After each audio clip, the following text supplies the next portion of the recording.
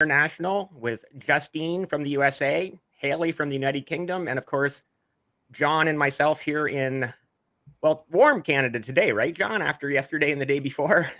Yeah. Just going to go around the horn and let everybody give themselves a brief introduction in case you don't know anyone yet. Let's get right into it. Yeah, Justine, go for it. Oh, okay. Awesome. Hi, everyone. My name is Justine. I am on Twitter as Miss Financial Fit and Instagram as Miss Financial Fitness. Super excited to be here. I'm a former ESL teacher turned certified financial educator. And so I'm out there in schools talking about personal finance and helping people really just elevate their financial journey. So super excited to be here. Awesome. Yeah, we're definitely going to get into that shortly. John, I think you would agree, ladies first. So we'll let Hayley introduce herself as well. And we are paired to Hayley's channel. So welcome to all of Hayley's audience as well here on the Passive Income Podcast. Cool. Well, yeah, I'm Hayley from the UK. Got into investing 2020 and have been on my own dividend journey specifically about the last year or so. So super excited to be here and just talk to you guys who are also on a similar journey. So very excited. And John, I don't know if we need introduction for John. Maybe for some of Hayley's viewers we do, but John, why don't you go ahead and introduce yourself?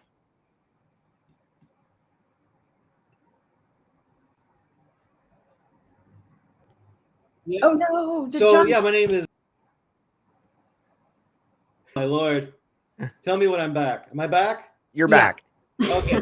So I was saying, not knocking Warren Buffett or Charlie Munger, but this has got to be the best looking group of dividend investors I have ever seen gathered together in one place at one time. Poor Warren. Oh yeah. Yes. But they are gods and idols in this space. Of course, I'm being facetious. I kneel at their mastery of dividend investing. I've been at this for about 20 years, a lot of failure before getting into the life hack cheat code of dividend investing. So many mistakes along the way with the stock market and trading and whatnot, but finally found something through a mentor that works. And now, it's my mission to share with as many people in the world as possible how to create an ATM of dividend money in their living room. Oh, I love it. Awesome. Yeah. Before we get any further into this, I do have to give a shout out to Patrick, who you can find on Twitter at @allcapsfinance, who sent me these incredible t-shirts. I'm going to move my microphone out of the way just so you can see the t-shirt he sent me, the Passive Income Posse. So thank you so much. Thank you so much to Patrick, who also sent me this one, which I'm not sure if we'll be able to see. Oh yeah, dividends, just hashtag dividends with a little stack of coins on the end. So thank you so much, Patrick, for sending me these t-shirts. And with that said, let's just get into talking about different topics in the dividend investing environment, and sort of I've got questions for different people. I know that John was wanted to talk to Hayley about the one video on her channel. So do you want to start there, John, with that one video? I think we've all watched it now. Man, you're really putting him on the spot. That was 2 months ago. I remember it at the time. Come on, John, what did I say?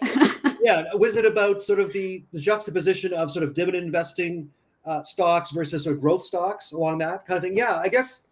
Hayley, I just would like to know your approach. For me, I've always thought, and I'm not knocking the Apples of the world, Microsofts, Google, stuff like that. These are awesome cash flowing, cash producing companies.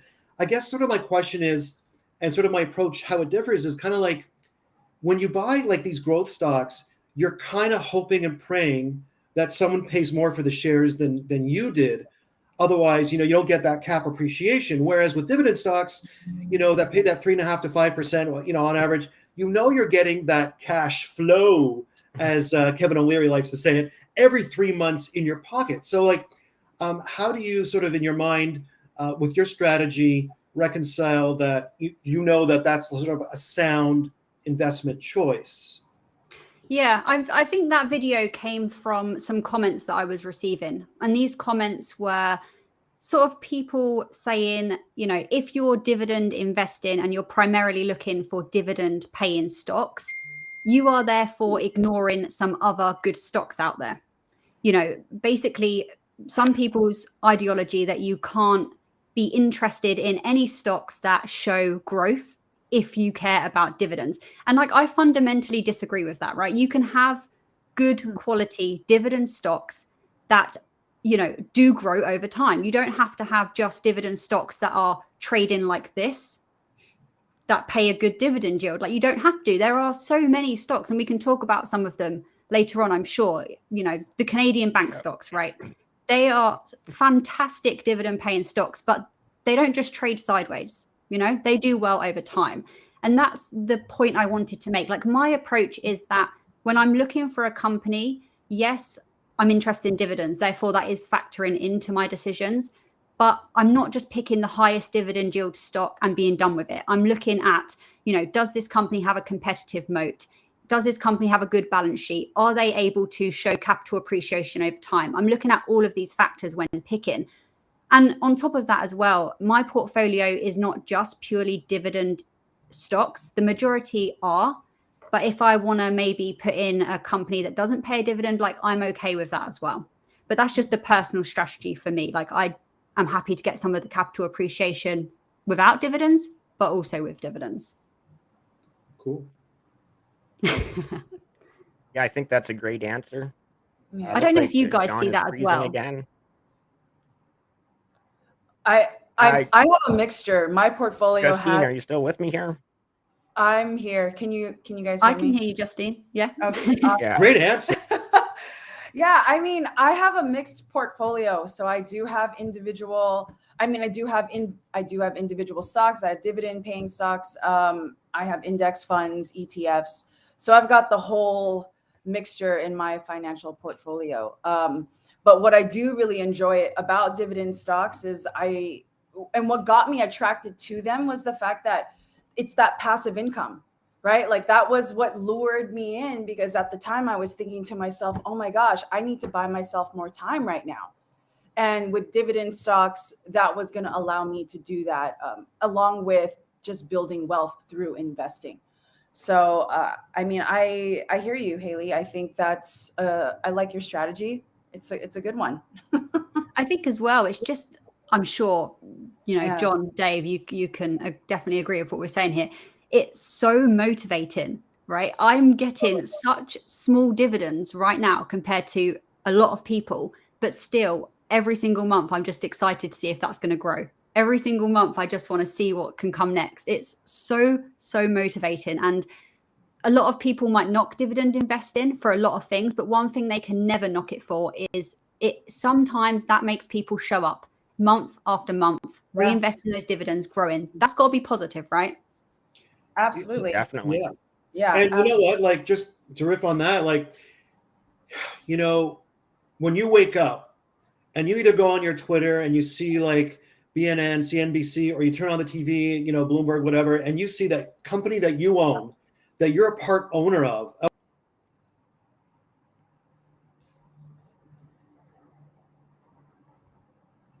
I think we're having problems with John's internet connection. Yeah. John, come back. He's freezing. Maybe it's really cold there. The board has. Yeah. I think we're having a little issue with your internet connection, John. Yeah, I don't know why. It's maybe because I'm in Canada. I don't know. Well, I'm in Canada also. I think mine's doing okay. Yeah, I don't know. It's odd, but yeah, I'm on Zoom all day for work. It doesn't happen. Of course, when you really need it, like something like this, that's important. Yeah, it cuts us out a little bit, but yeah, just the excitement of getting those raises. And I fist bump. I go, it's 6:30, EST in the morning. My house is asleep, but I don't care. I still go, yes, like a raise. It's so exciting. To your point, it's so gratifying. Bell Canada gave us that raise earlier this week, John. Yeah, 5.2%, I think, right? Yeah, that was nice. I saw that on Twitter the morning. I think they announced it Wednesday after closing, but I didn't see it till Thursday morning when I was looking at Twitter. And I was happy. I don't own nearly as many Bell shares as you do, but hey, 5% is 5%, right? Exactly. Yeah. You know what I love about our community, especially like on Twitter, is that whether you post, hey, I just made $2.57 in Starbucks, or someone like, John, dude, bro, you are fucking killing it. 8K in January. I know. It's like, yo, I'm gonna be like What? John. I'm gonna be like John. But whether you're making like 12,000 months in dividends, or you're making $2.57 in Starbucks, like that money, the fact that you invested and that money just came over while you were sleeping is one of the most beautiful things and the most beautiful feelings. And until someone actually sees that and can appreciate the small cents that come in at the beginning of the journey, like they're in it for the long run. Because here's the deal. I see on my comments, if I post something on Dividend, there's always that one fucking hater, right? Pardon my French. I hope you guys don't mind me swearing. No, but be real. Be real. yeah, I'm just going to keep it authentic because I do drop the F-bomb all the time. But there's always that one fucker who goes on there and says, that's it. And it's like, bro, at least it's something. Like, you don't know where, you don't know someone's journey. You don't know what the fuck they've been through in life. You don't know. You have no idea. So instead of like shitting on someone, let's just raise each other up. And so that's why whenever I go through my comments, I'm like, I just keep the positive ones, ignore the negative ones, and I just keep going. Because I'm sure, John, you didn't get to where you got today if you listened to every person that was like, oh, you only made $1 Canadian. You know what I'm saying? So it's like, I think that's important too, is that we teach people that, and like we remind them and let them know that you just stay laser focused and surround yourself with the right people. Because if you're surrounding yourself with the negative ones, you're going to eventually like start listening to them. And then you're going to, you know what I mean? It snowballs into something that may not be good. So I just wanted to share that, because for anyone that's listening out there, just stay the course. Everyone's on a different journey. You don't need to compare. Instead, use it as like, dude, I'm going to be there with you. Like, let's do this together kind of mentality. Right. So, and that $1 Canadian is a lot better than $0 of any other currency. Right. So, right. And that's where you start. I think you've probably all heard me say my Moneyball reference, just get on base, get started, 100%. do what you've got to do to buy that first, 1 share, 5 shares, 10 shares, whatever company that you have done your research and due diligence that you want to invest in, whether it's a REIT, a bank, a energy stock, whatever. Yeah. Just get on base. Just get on base, get started, because that first dollar is the most important dollar almost. I don't know if you would probably agree, John, that first dollar in dividends can be the most motivating thing. And I agree with you too, Justine. What you see on Twitter, somebody posts a $2.57, and for the most part, people are pumping them up saying, hey, that's great. Great, awesome, good for you. And then, you see people like John, Dividend Daddy, and my last guest, Sandstone Davy, who are just, killing it. And obviously Dream as well, just killing it, making, to the point where, Sandstone Davy has retired and just living off dividends. And that was a great conversation as well, because he's like, I'm using my dividends, but at the same time, I'm an income investor. So he's like, he's not spending all of his dividends. He's actually still making more, right? It's like, that's pretty incredible. And John, I know that you're still working, and you and I have talked that you're working because you like your job and you want to keep working. And somewhere down the road, whether it's 5, 8, 10 years, you're going to obviously get into that financial independence, retired early zone. So Yeah. Sorry, I'm starting to ramble here. If anybody else wants to pick up, just so you make a good point. I started with nothing, which is zero. I lost money in the market. Like some guy put me in, like a big guy in an investment bank put me in tech stuff, and it all went to crap. And I was so depressed and dejected. But like, I had someone who said, no, just get into dividends. And I remember when I was getting $5, $6, dividends. And I thought, this is it. Like, can't even buy a freaking ice cream cone, but whatever. But then, yeah.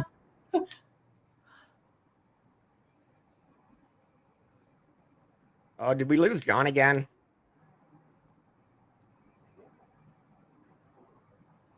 John. But then it does grow. It does grow, yeah. Obviously, And I have it's to, truly obviously, I have to passive. buy myself a better internet package or something. Use your Like the dividend. cheap ass over here. I don't know. I think Oh, something to point out with dividend investing is that it's just truly passive. It's passive money. A lot of people talk about passive income and passive side hustles. I mean, yeah, they're passive in a way, but quite often a lot of them passive streams aren't passive truly. You know, a lot of effort has been put into them. And you've got to have the capital, obviously, to get yourself to a point where you're making any decent dividend income, but it's still passive. Like Justine was saying, it's so cool to go to bed, wake up and see a notification on your phone saying however much has come in. Incredible. And again, another reason why I think it's so motivating.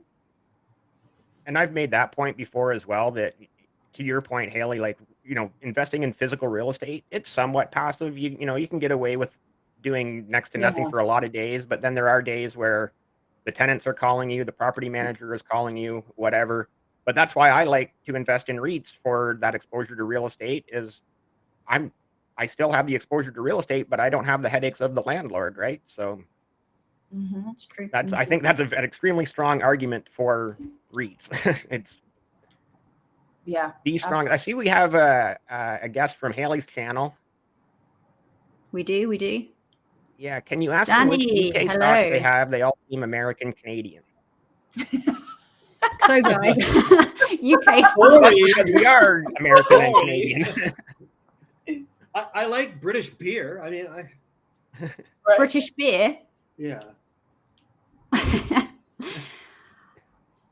But I'm ignorant when it comes to Interesting. UK stocks. So please Yeah. go on. I'm sorry, Yeah, I didn't think hear John that. and I are John. both primarily in Canadian stocks, and I think Justine is primarily in US stocks. So we wouldn't really have the greatest opinions on say whatever UK stocks that might be popular, or what is Yeah. British beer. That's I mean, Danny, I'm sure you know my portfolio and you know what sort of UK dividend stocks I have, but some big ones. Got Rio Tinto in there that has been going absolutely crazy recently, like a lot of similar stocks. What else we've got? We've got Unilever, we've got Legal and General. You know my portfolio, I'm sure, Danny. So sorry we couldn't expand on that more, Danny, but we can definitely educate you on some Canadian and US companies. You probably know quite a few of the US companies, but Yeah. I mean, when we've got a chance, I'd love to ask you guys a question actually about Canadian stocks. sure, I like this. I started with nothing. I still have most of it left. Go for it, Haley. What would you like to ask about Canadian? So, Canadian bank stocks in particular, obviously, no one can deny how amazing they have been. My question is, do you know why the Canadian bank stocks have been able to, one, show growth, capital appreciation, two, they've continually paid a good dividend, and three, they've been able to, most of them, been able to grow that dividend over time? Like, what are they doing differently to other financial stocks around the world? Like, why are they doing so well? Like, what's their secret? Do any of you guys know? I'm Like listening. the comment says, Yeah, Canadian I wanna banks, know. John's wheelhouse. Tell us, gentlemen.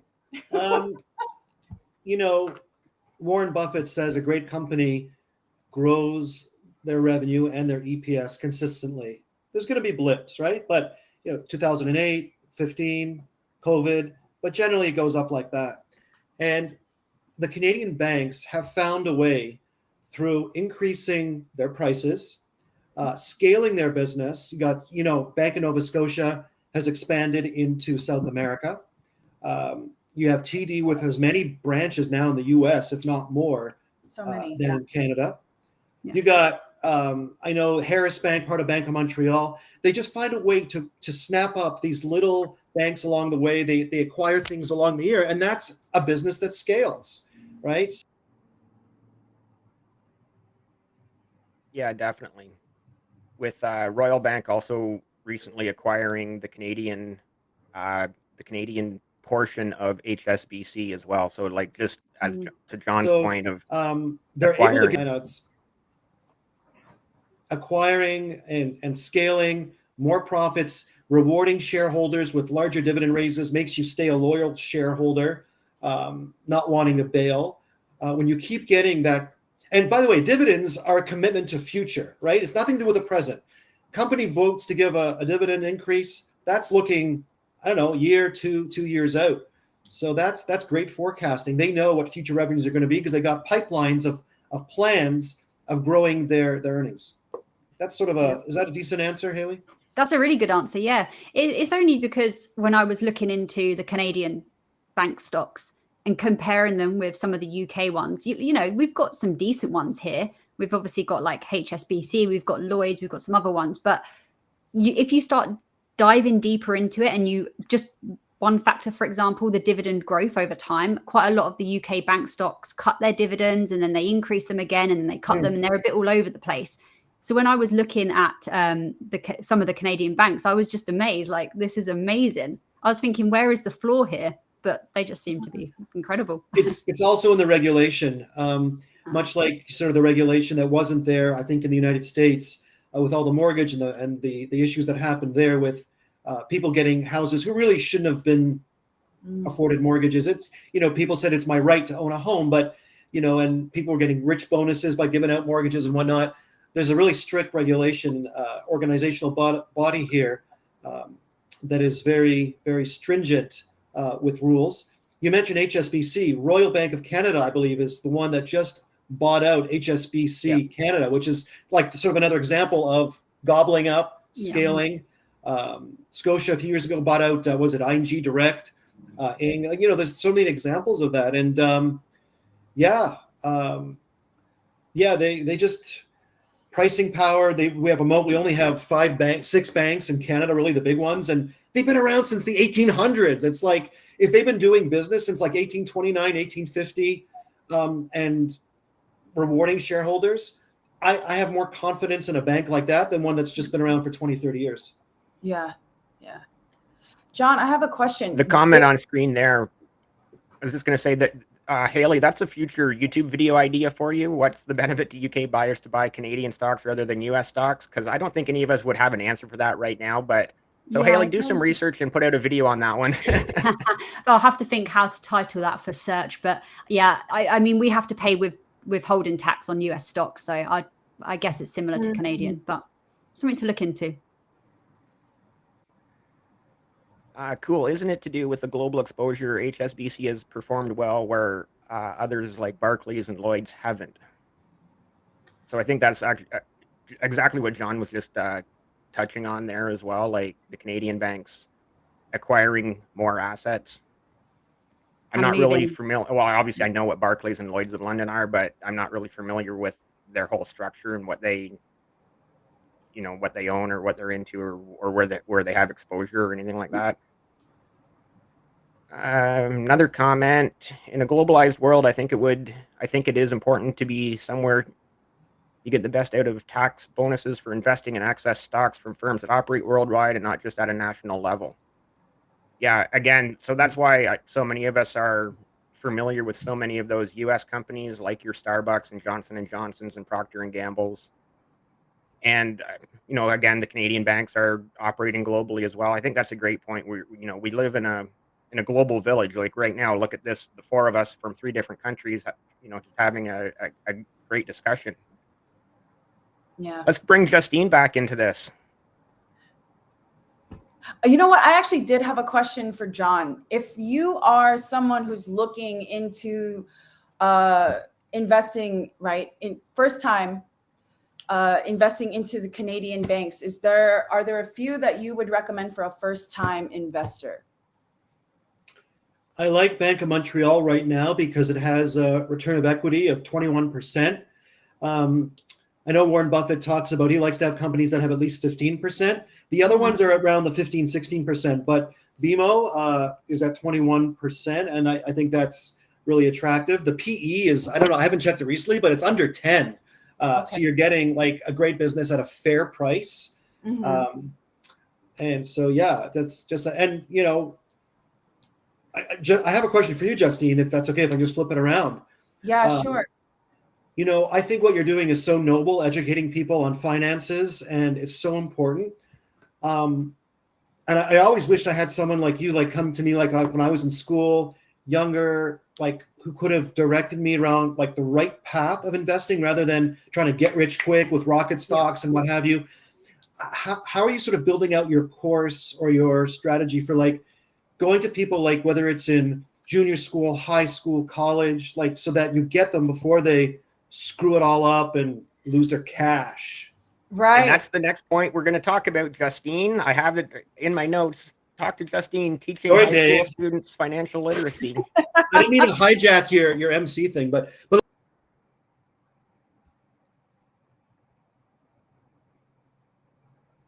I think John's frozen again. Let's go to Justine and let's get into that discussion about teaching the high school kids the financial literacy.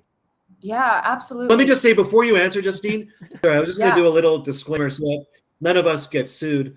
None of us are giving licensed financial advice to anyone. This is for entertainment purposes only. Consult a tax accountant, financial planner, financial advisor, what have you.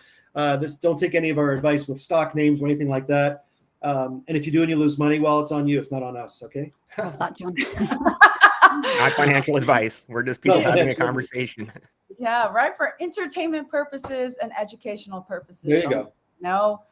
I love that you did that, John. We all forgot about that for a split second. So you got us. You got us. So the financial education space. For me, and working with students, right? As a former teacher, one of the biggest things is these kids, especially when they're in middle school and they're high school, they're still trying to figure out who they are, right? Shit, I'm still trying to figure out pieces of myself that you get what I'm saying? Like it's an ongoing process. But just imagine you've got this 14-year-old ninth grader, right? At least here in the States, ninth grade starts, high school starts when you're 14 years old, 13, and you're still trying to figure out like what you like, what you dislike, what you want to learn, who you want to be, how you want to show up to this world, right? So for me, something that I focus on at the very beginning of my program is the financial psychology and your mindset. Because here's the thing, at the end of the day, you can have someone come up to me like, Justine, teach me how to make that money. How do I file taxes? Because I had high school students ask me that, Justine, how do I file taxes? How do I pay rent? And as important as that is, if your mindset isn't right, that you're not going to process and you're not really going to truly understand what it means, why budgeting is important, why you have to pay your taxes or how you can pay less taxes, things like that, right? So for me, a good chunk, like the first part of my program is focusing on that financial psychology, understanding your why, understanding and letting you know that your money is working for you, right? And that you do not need to trade your time for money. So that for me is like, I'm in your head about that. And I tend to repeat myself. I bring it back. I tie my lessons in a way to always circle back to paying yourself first, right? Surrounding yourself with the right people that are going to uplift you. I did this. I'll give like an example. I did last year, a couple months ago, I did a presentation for 400 seniors. And I know Dave, John, you guys have seen that. I posted it. 400 seniors. And they were talking, they were yapping, but there were some of them that were completely zoned in, like laser focused on me. And what I told them this, I was like, right now, you guys, I'm going to teach you financial lesson number 2, because number 1 is to pay yourself first. But number 2, I want you to look in front of you. I want you to look at the person next to you, left and right, and the person behind you. Because guess what? 99% of them are not going to be there 5 years from now.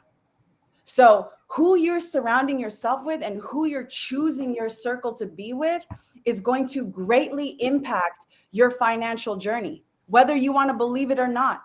And so it's things like that I'm like honing in on, and I'm talking about that importance, because it's not just the technical aspect of how to budget, what is compound interest, because I do cover that, of course, but that doesn't come until later, until they've mentally they're in their head about their financial mindset.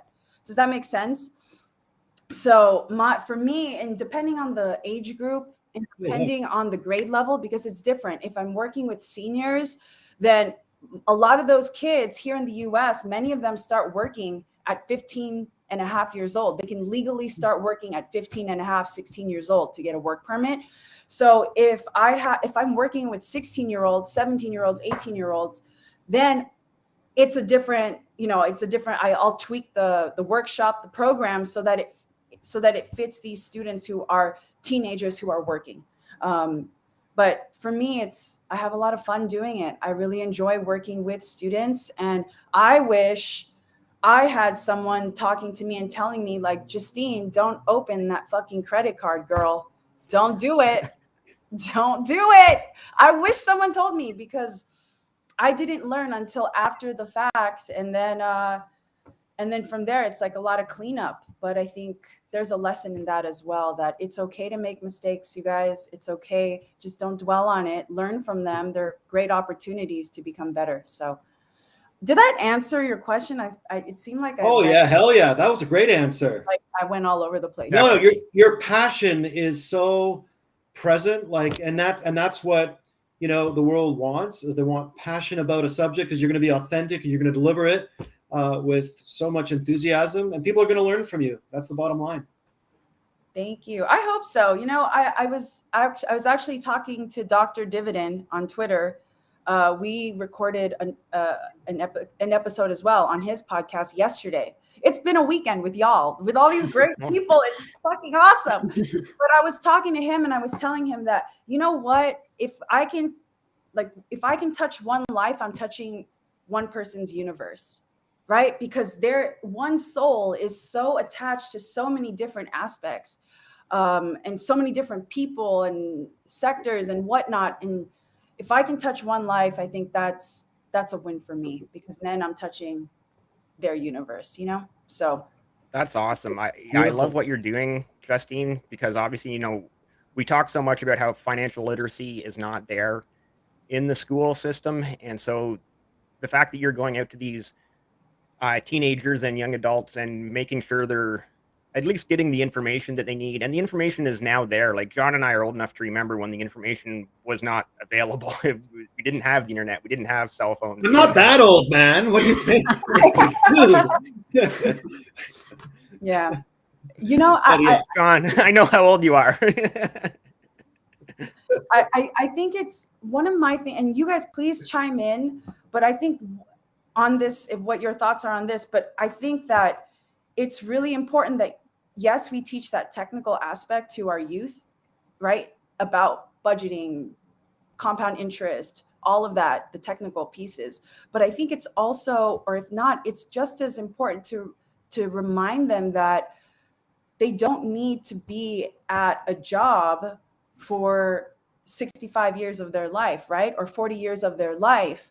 And I don't know what work-life balance is like in Canada or in the UK, so please enlighten me. But here in the US, we often find so many of our people, right? They are literally working their 9 to 5s until they get to 65. And that, by the way, it's not even the retirement age here anymore. It's like 67. But then they spend maybe 15 years of their life, like enjoying life. And so for me, my message to kids is like, listen, you guys, like it's important for you to remember that that time is your most important currency. And that is something that is never going to be like, it only comes to you once. Like that second that we just had literally 2 seconds ago, it's gone, right? We can't take that back. And so I want to put that in our youth's minds, that you don't need to work your whole life to enjoy retirement at the end. There is passive income, there is dividend investing, so there's ways that you can retire early, as they say. But I don't know what your thoughts are on that, but that's something that I want to change in the mindsets of our youth. Yeah, I completely agree. Take a couple of comments here. Hayley, I love this word, so I'm going to read this comment. It's my favorite British slang. My February dividend income was a total of £1. I just had to say quid. It's funny that you say that. I don't ever say it, but I know that you like the word. So yeah, in a British accent was a total of £1. But you know what, Ian, that's like you're starting, and that's the most important thing. And February for me as well is a really weak month just because of the stocks that I have. Like I might not even be getting any dividend income, but that's not going to put me off. You know, next year I probably will. And it's just about, you know, like the average over the year going up over time. So try not to get like, you know, sad about just 1 month being No, lower than another. that £1, that £1 is a lot more than zero, right? It's a lot more than Exactly. zero. Just get on Way base. more. Just get started. Yeah. And I'm going to give John a shout out here because somebody asked, best book to educate yourself on in investing. That would be called Too Rich to Be Stressed by Dividend John. Link in the description. No. Okay. I did write a book. It is on Amazon. It's got some good reviews. It's now on Audible, coming onto Apple iTunes this week. But no, it's you know, it's my message to the world of what I've been through, how I'm now at 68,000 plus in dividend income, and it's growing. And now that we're getting into the later stage, it's going to compound, right? It's going to get to 100 grand, hopefully real soon and whatnot and beyond. That's the idea. Is it's like, yeah, do I want to retire at 65? No, I want to retire earlier, have more time with my family, have more time to play tennis, have more time to sit by a pool and sip a pina colada, have more money to give like $200 tip at a restaurant to to a server, you know, like just to give out random money to people like on the streets. Like that's what I want. Like I want to share my resources with the world and share kindness and goodness. And like I do a little bit now, but the more I can accumulate in a fair, honest way, the more people I can help. Right? That's for me a big part of dividend investing too. Mm-hmm. Mm-hmm. Exactly. I want to bump into I want to bump into you on the street. You can hand me exactly. money. I'm joking. Yeah, so just to answer this question, very similar here in Canada and the US, where the financial literacy is just not taught in schools as it should be. I do see I'm falling behind on the comments here, so yeah, this is awesome. It's been, well, we're still going here. Very fun conversation. Loving having all of you. I'm loving this international aspect. All the different time zones too. You know, for Hayley, it's getting on towards 6 p.m. John and I are just afternoon, and Justine's still in the morning. So I'm still on my cup of coffee. Yeah. You know, I've already been through 2 coffees and half of a rock star. So, but sorry, I didn't mean to like be evasive. I loved Richest Man of Babylon was a great book. The Intelligent Investor, Ben Graham, and it's got a little bit dry, but you know. There's some really good points in there, but Automatic Millionaire was great too. Barber, what's the Barber one? The Wealthy Barber. Thank you, Wealthy Barber. I love that. I loved it so much I forgot the title, but it was great. Yeah. Wealthy Barber was the very first investing book I read way back in the early 90s. And the number one thing I took from that, and I still say it every day, well, not every day, but you think about it every so often, like very often, because you see it on Twitter a lot, but it was pay yourself first. Pay yourself first. Out of every paycheck, whether, you put $10, $25, $50 or 50 quid out of that paycheck, and just put that into your investing account. And over time, you're going to probably get paid every 2 weeks like most people. And over time, that 10, 25, 50 of whatever currency you're in is going to add up, and you're going to start to get into those dividend paying stocks as well. So then the money keeps growing, the snowball effect. And yeah, pay yourself first was definitely the number one thing I took from reading The Wealthy Barber. Oh geez, John, nearly over 30 years ago. Yeah. And that's a non-negotiable for me. Paying yourself first, that I take as important as maybe slightly less as paying my rent. I sort of put it on that level. That's going to come out straight away. It's not going to be there for a few weeks, and then if I don't want to buy new clothes, I'll put it into non-negotiable every single month. Good Look, for the you. government has it right. The government takes money right off the top. Yeah, They rip you off with 30, 40, 50%. So we got to set aside, whether it's 10, 15, 20% automatically. For me, it's every Friday, something goes into my brokerage account. Then on the 30th of the month, I just buy stock, whatever one I'm flavor of the month, whatever, which, I'm doing. And, it's just systematic. It's automatic. And that's how you become, let's face it, a millionaire. You automate the process. Yeah. Right. Yeah.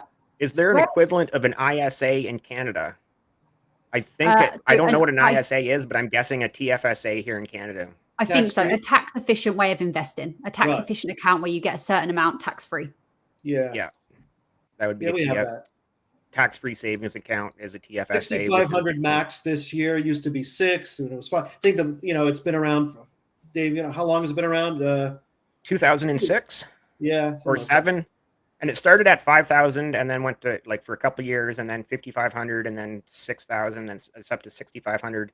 But that's retroactive. So if you were to start right now with 0 in that account, I think the total contribution is up to, I would guess, about 95 grand before you have it maxed out. It's supposed to.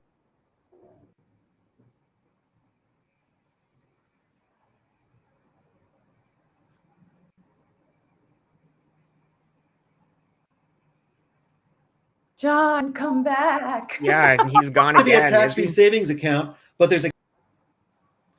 Yeah, so I don't know how much you caught that, but some guy was day trading out of that tax-free savings account up to $2.5 million, and he's going to court.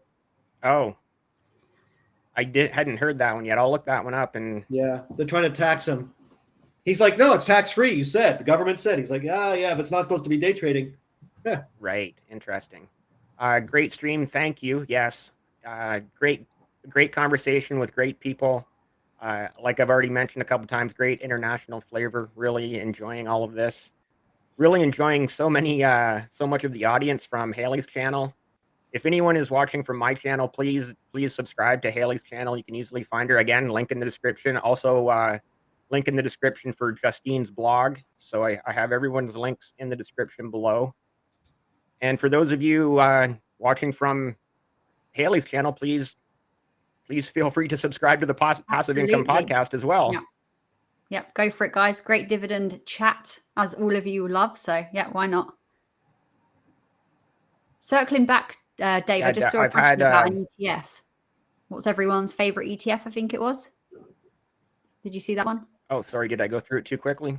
Yeah, it came up and I was about to answer it and then it went. Sorry. I was just going to say, as you were shouting out my channel, just to let your audience know, I've had over 40. I think the last one was 40, guest number 41 in just 4 months. So there's a lot of conversations. John's been on in the past, Justine's been on in the past, and Hayley is actually going to be on doing a one-on-one coming up in the future. Awesome. So favorite ETF? I think for me, it's VUSA, which is the UK equivalent, if you will, of VOO. VOO. Exactly the same, basically. I think that would be my answer. And so I'm going to piggyback off that. My favorite ETF is VOO. Yep. So, yeah. And John, you're not into any ETFs, if I recall correctly. Yeah. You know what? I got nothing against them. I just always was into, I always say I have my own ETF. I created the Dividend John ETF, which is my basket of stocks. Nothing against. I just like to have individual companies rather than have someone else. I'm a micromanager, type A. I want to decide what I'm holding rather than someone else. But hey, that's just a personal preference. I know the people who run them mostly are very intelligent, very bright people, and they balance and rebalance. Just not my thing, not my jam. And there's nothing wrong with that. Yeah, I have a couple, but I'm not heavily into them either. I'm learning from people like John to focus more on great dividend growth companies like the Canadian banks, the Canadian telecoms, and some of the others. What happened to parents educating their children? I think this is going back to the TFSA, any unused contribution from prior years. If you were 18 in 2009 and never contributed, you'd have a contribution room of 80K. Yeah, so I guess you have to be 18 to start that TFSA as well. I hope this person is referring to the TFSA in Canada. Dave, can I interrupt? Is it cool? I actually want to speak to that parent comment. What happened to parents educating their kids? I think there's a lot of factors that go into that. I am not. Oh no! What is that noise? No, John's gone. John, no. He'll be back. He'll be back. Oh, hold on. There He's he is. back. Oh my God, my internet. It's okay, That's John. odd because the last time we had perfect connection the entire hour we were on. I know. So Justine was just talking about this comment, what happened to parents educating their children. Yeah. And I think, one of the things that I would like to say is that your parents do not know everything. And your parents grew up at a different time. They grew up, I'm gonna say this right now. My parents, immigrant parents from the Philippines, they came here to the United States. So my brother and I are first generation. They come from small villages in the Philippines, and I'm so grateful that they were able to make it here in America. But do you know what they taught me and my brother? They taught us how to save. Yeah. And that was fucking it. That was it. Save, save, save, save, save. There was no investing talk. How did I learn about a credit card? I was 18 years old. I went to a Macy's and they fucking sold me at the register by saying, save 15% by opening this credit card. Bought the Macy's card, went home, and my mom was like, why did you do that? So it's like, I could be mad at my mom and dad for not teaching me about investing, but at the same time, how does that serve me, right? Like, so that's why it's so important to self-educate, and again, to put yourself out there and to be willing to learn from others, from mentors, from someone else. Because if you're over here blaming your parents for your situation, that's going to prevent you from growing and really truly developing and understanding that you can be more than what your parents have taught you. So for me, you can tell I'm really passionate about this, because at the end of the day, like, you can't blame your parents for your situation.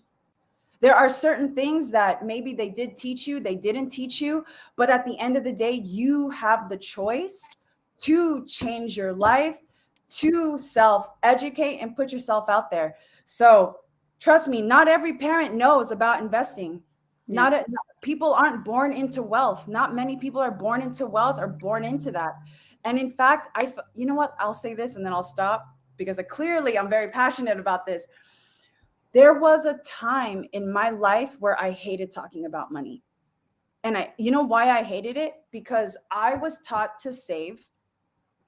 And every time I was taught to save, I saw my savings not really grow. Right? So it's kind of like, oh my God, I've been saving for X amount of years, but why is it still so low?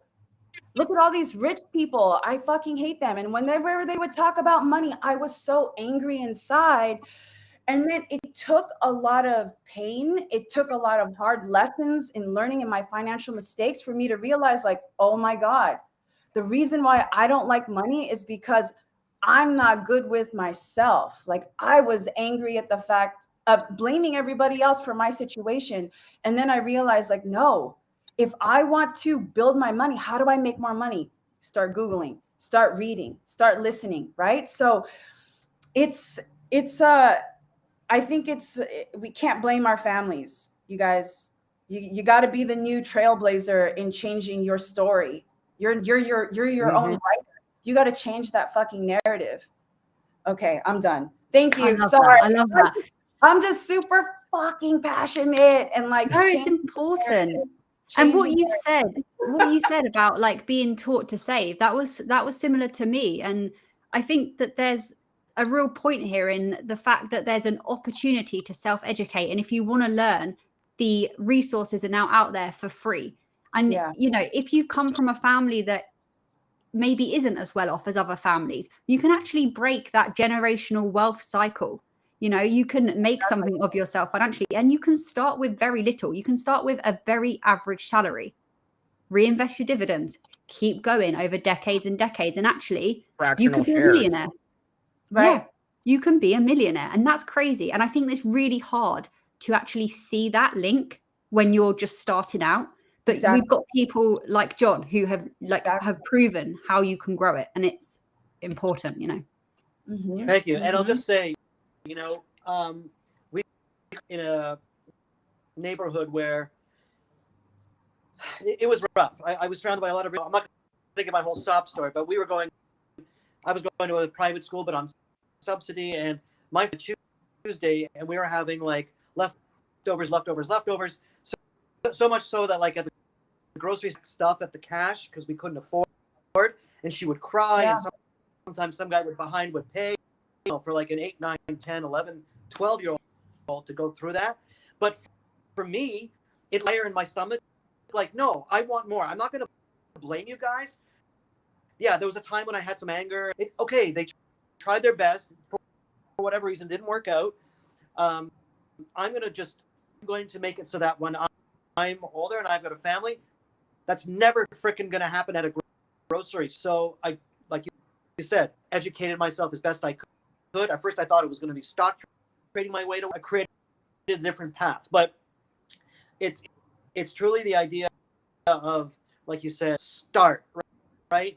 You can make just the get on base. Yes, get on base. Yeah, UK, Canadian average salary, whatever it is, you will not miss the 10%, 15%. You'll be like, holy crap, like it's like a few $100 missing. Someone ripped me off. Someone stole money. No, a little bit that's going to your future self, right? And yeah, you might feel that pinch in the beginning. The system just adjusts to that money. And when you get a raise at work, when you get that little, your boss, or you change jobs, what have you, and you get that bump up, don't do lifestyle creep, Louis Vuitton, whatever. I mean, sure, you want to treat yourself, fine, but make sure that you increase your savings and investing rate as well. Yeah, 100%. Just to this comment, don't worry, Canadian taxes are killing us as well. Justine, I don't know, are American taxes killing you also? Don't taxes kill everyone, Death and taxes, my friends. Yeah. But that's the thing here. I don't know about in the UK or in Canada, but in the US, we are taught to hate the wealthy, right? Because they get all these tax breaks. Like I don't know if I'm gonna ruffle some feathers right now, but we are taught. Because I used to be like that. Like I look at them. Look at all the money that they have. But what I didn't understand is them building a business was help them lower their taxes, right? Like, so it's things like that. And we're not taught that in school. We're not taught that. We're taught to be put in the rat race, and there you are, stuck, right? You sound like Robert Kiyosaki right now.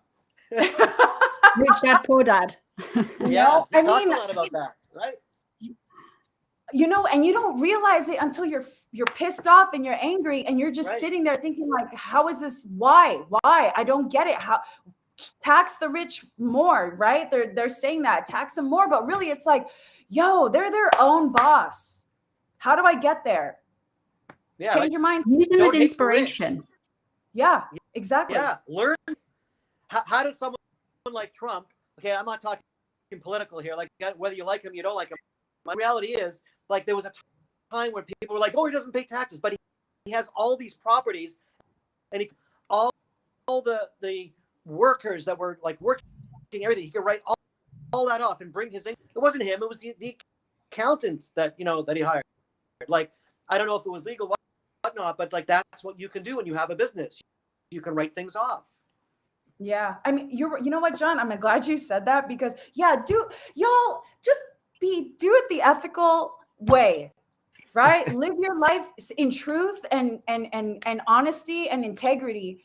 Of course, there's some shady ass motherfuckers out there in this world, but John, I'm glad you said that. I don't know what Trump did. I don't know, friends. I don't know, nor do I am I interested in that piece, but I think just living an honest life with integrity and doing the right thing is what is going to get you to where you truly need to be, right? So I'm glad you mentioned that because do it legally, y'all. Do it legally. Right. I do like this comment from Chris. Jealousy. I do like this comment. Don't hate the rich, learn from them. Yeah.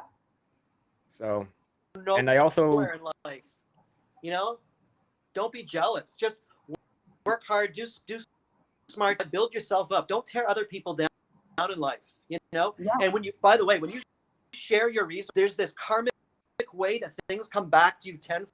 tenfold. And you don't do a nice gesture because you're going to get everybody who's watching, and you guys will attest to this, that when you put goodness and kindness in the world, there's just religious, whatever have you, humanistic way, that good stuff just fine for good. Karma, right? You do something good, good karma comes back. You do something bad, bad karma comes back. It's There you go. literally that simple. I do want to thank Danny, one of from Haley's audience, for being very active in the chat. So yeah, thank you, Danny. Hey, That's Danny, great. what's Yes, up? Haley, you're making it big going on all these cool podcasts. Awesome.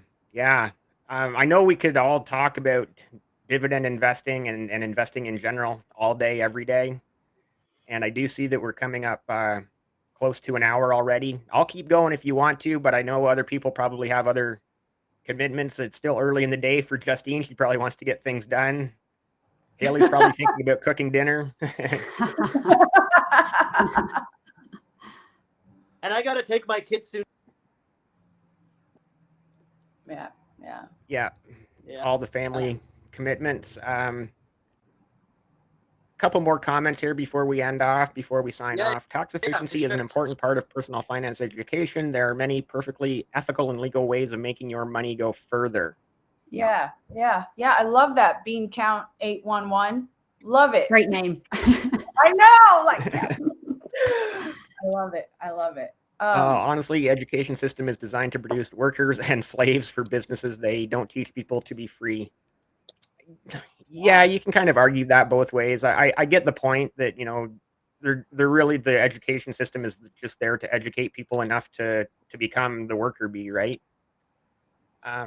Anyways, with that said, before we all sign Dave, off. I'm going to cut you off. Dave, that's what my mind's bothering me a little bit. Is just sometimes I feel a little bit shady about like my monthly income, because sometimes I feel like maybe I'm giving the impression that I'm trying to show off or something like that. Like it's not.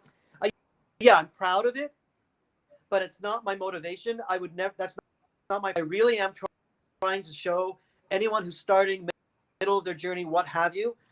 I start this, and you can build it up. You can get to where I am in your 40s, and then beyond. About my personality, that I'm not doing it to be an ass or like that. So I just want to share that. Yeah, and I've said to you in the past too, John. You don't Your come off tweets as definitely do that. not come off as bragging. They come off as very inspirational. Hell yeah.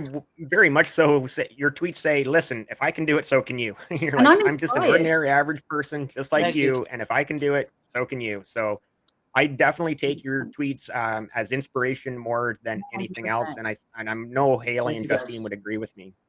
100%. Thank you. Yeah. 100%. You know what I do have to talk about, John? We're going to put you and I on the back shelf here for a second, because it's been an absolute struggle to get women as guests on the Passive Income podcast. And I have two here today from two different countries. So let's just let Haley and Justine have a back and forth about about the female perspective, about women in finance. And I'm just going to throw it over to you two and let you two have your own discussion. John, have a sip of something. Have a sip of your coffee. I mean, I'll kick it off. I completely agree. There just seems to be, I don't want to say a lack of, because I'm sure there's more out there that I've seen, but just from the YouTube side of it, there are very, very few and far between female investors talking about their experience. And I don't know why that is. And I can take a guess as to why that is, just by, history of men being in charge of finances, so on and so forth. But yeah, one of my main motivations is to inspire more women, more young women to get into investing, for sure. And I don't know if you see a similar thing, Justine, even around in your personal life. Oh, I do. Yeah, I do. I think, one of the main reasons, and okay, so I'll share a little story, everyone. When I was 14 years old, I went to the Philippines. And when I was in the Philippines, I remember being in a room in the hotel lobby having breakfast with my family. And there were, I saw this young Filipina, like super young. And she was with this much older gentleman, right? Much older gentleman who was not Filipino. And I remember thinking, like, that looks so strange. Like, that does not look right. And so I started, and the reason why was because of the major age discrepancy, like massive age discrepancy. So I started thinking, like, what is going on here? I soon later found out that a lot of Filipino families, even though they don't want to, they let their young women marry into a wealthier non-Filipino family, right? And on top of that, many of the Filipinos, they leave the country to become overseas workers in other countries, which is why you see so many of us, like in the US, you see them in Spain, you see them in Saudi Arabia, you see them fucking all over the world, right? Because they're these overseas workers, and they take that money and they send it over to their families that they left in the Philippines. And I remember thinking to myself, like, oh my gosh, how do I tell this young Filipina that it doesn't have to be that way? Now, I'm not saying that I'm going to change this, like, this culture, this thing that was taught for generations, right? That's not what I'm trying to say. But for me, I was thinking, I was like, as a Filipina, right, as a woman of color, how can I help other women that look like me? How can I help women with their personal finance? How can I empower them to let them know, like, hey girl, you can do this, and it doesn't need to be this way, right? Like, changing that narrative of this is what I have to do to saying, like, this is what I can do. I'm so capable. So for me as a woman, that I'm very passionate about helping female investors, helping any investor, but really I would love to see more women in the investing space and letting them know that, hey, you are totally capable. You are so completely deserving of making that money, right? And that you do not need to depend on someone. Instead, you are with that person because you want to be with that person. Does that make sense? So just building like healthier narratives around that conversation is really important. Well, okay, that was so inspirational and so beautiful. And what I want to tell you is a couple of things, okay, as well. Wow,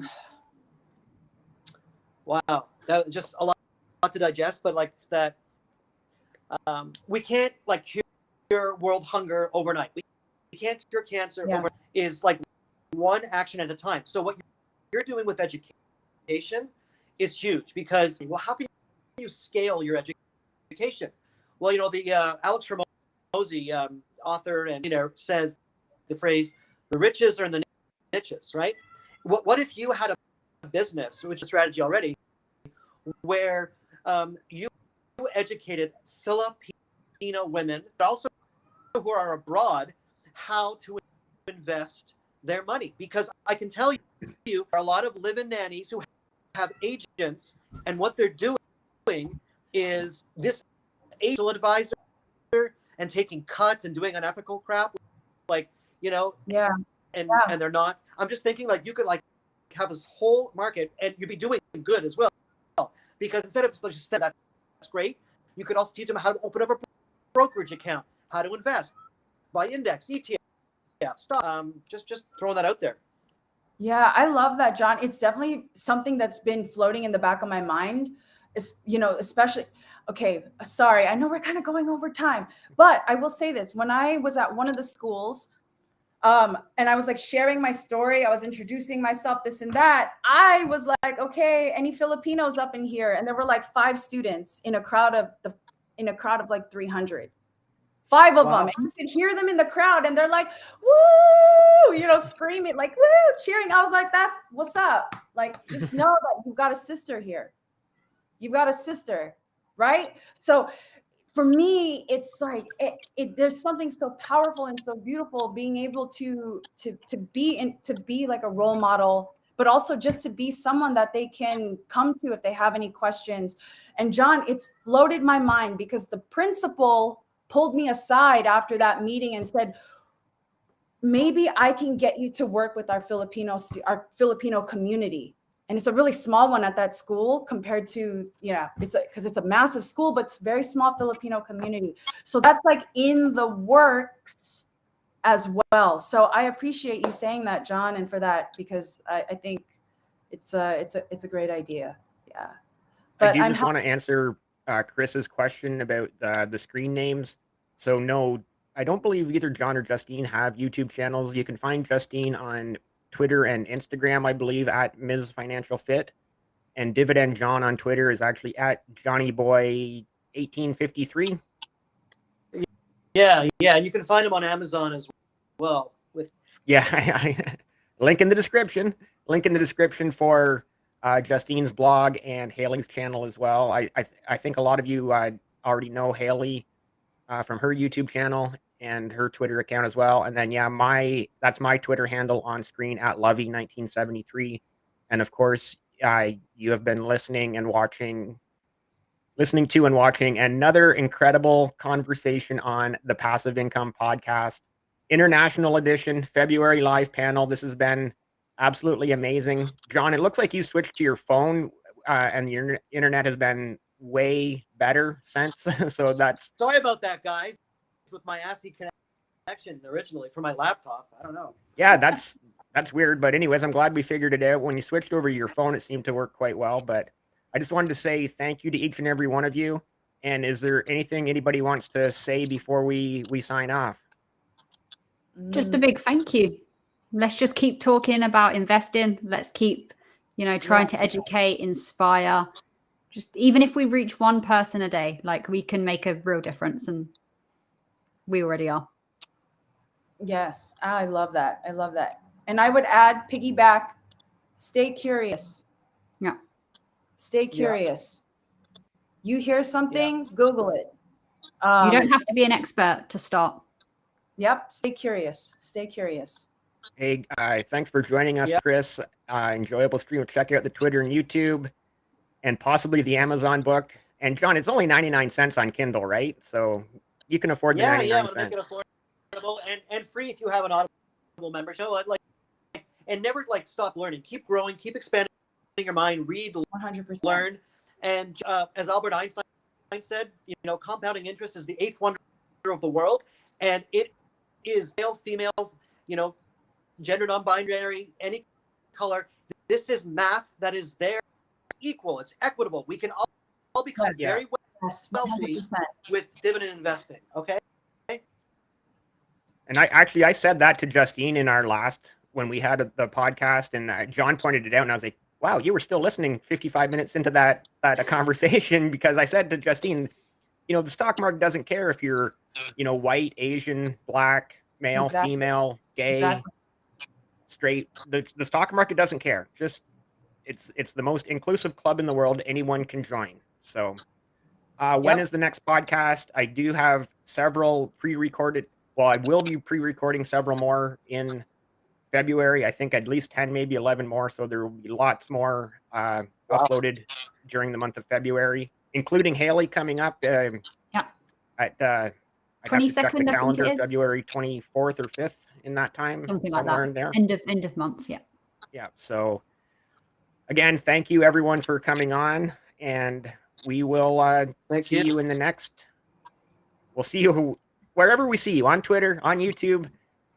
Thank you so much to everyone, and we'll let Danny have the last word here. See you guys. That was awesome. Thank you so much for putting this together, Dave. Thanks, Dave. Yeah, thank you.